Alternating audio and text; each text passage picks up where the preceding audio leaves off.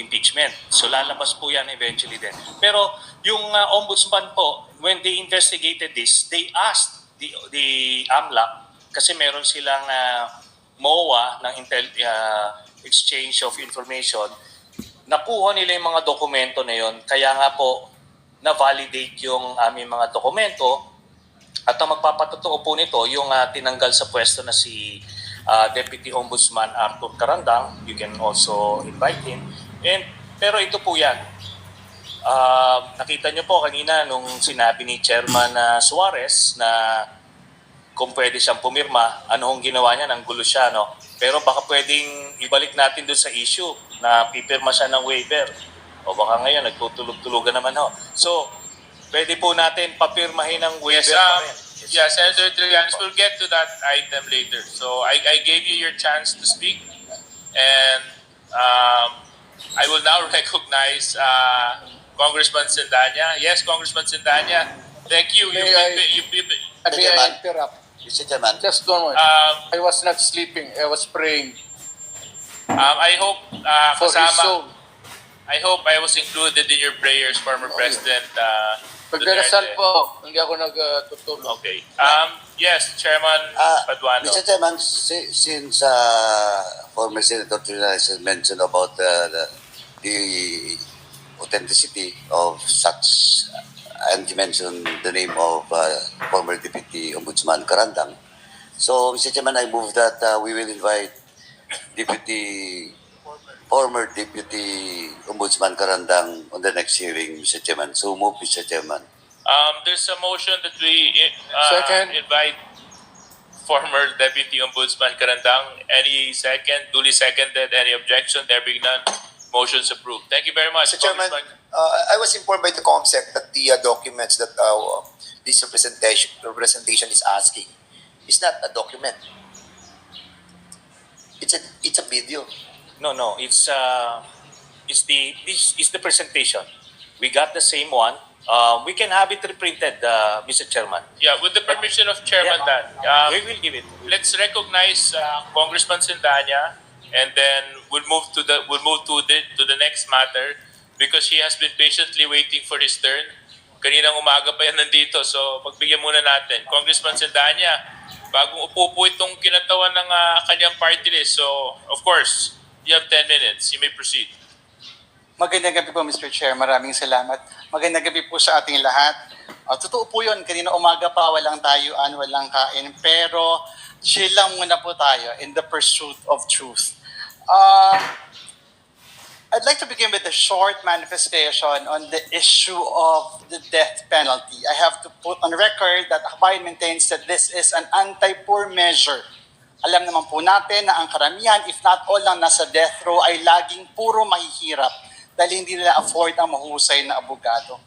Which calls to mind yung mga biktima ng EJK, na karamihan ay mahihirap. Kaya nga po marami nagsasabi that the war on drugs is a war on the poor. Since this morning, I was intently listening to the former president. At nung umaga po, during the first interpellation, nabanggit ninyo na kayo mismo ay nagugulat na sa dami ng pinatay at inutusan yung pumatay, pero wala pang kaso laban sa inyo. Bakit po kaya ganun, Mr. Former President? Ewan ko, sir. Ikaw lang makasagot niyan. Marami pong salamat for responding, Mr. Former President. I'll now go to my questions, beginning with, earlier you have reiterated quite often that you will cooperate.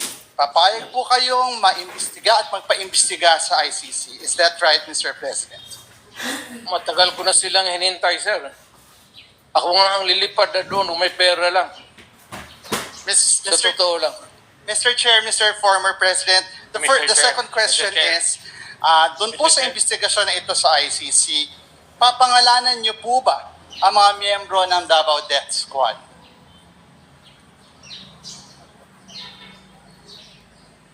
Former President, yes? Ako yun, sir. Yes. Your response?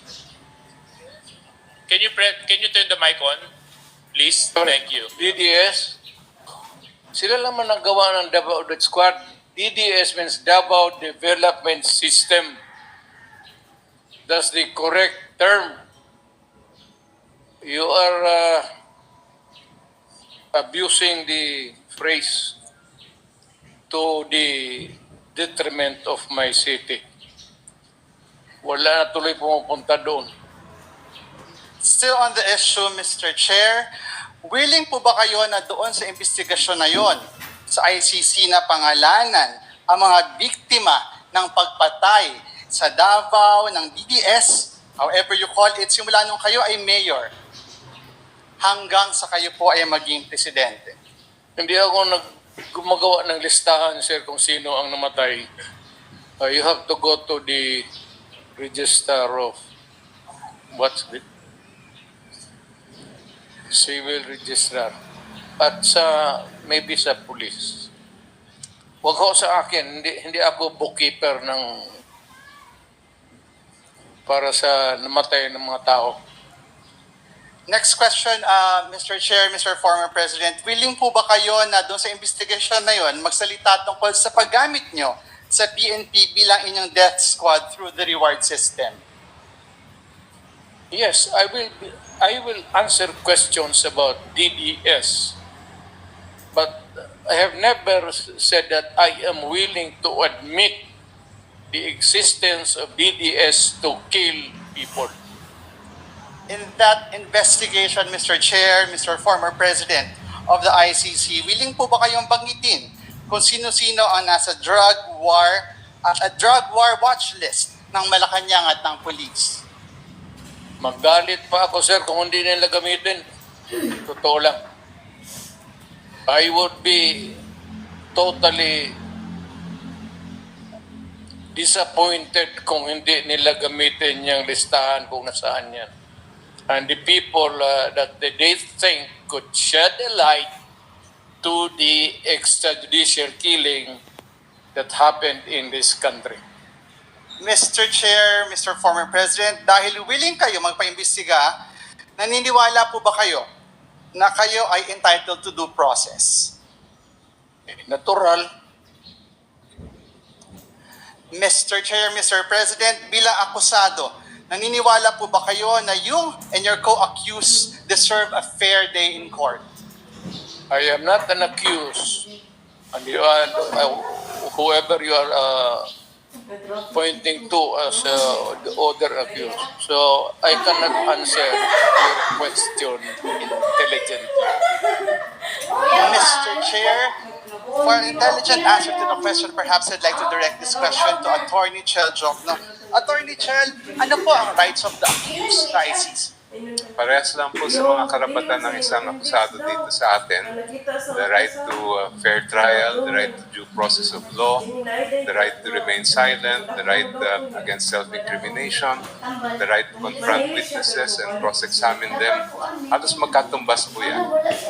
So magkatumbas po, kasama po dito, Mr. Chair, Mr. Attorney Jokno, yung they are innocent until proven guilty. Yes, the presumption of innocence also, yes. Thank you very much, Attorney Jokno. I'd like to end this very quick round of questions with this short manifestation, a reflection perhaps. Medyo nakakabagabag po na yung mga biktima ng EJK ay hindi na-afford ng parehong treatment na makukuha ng mga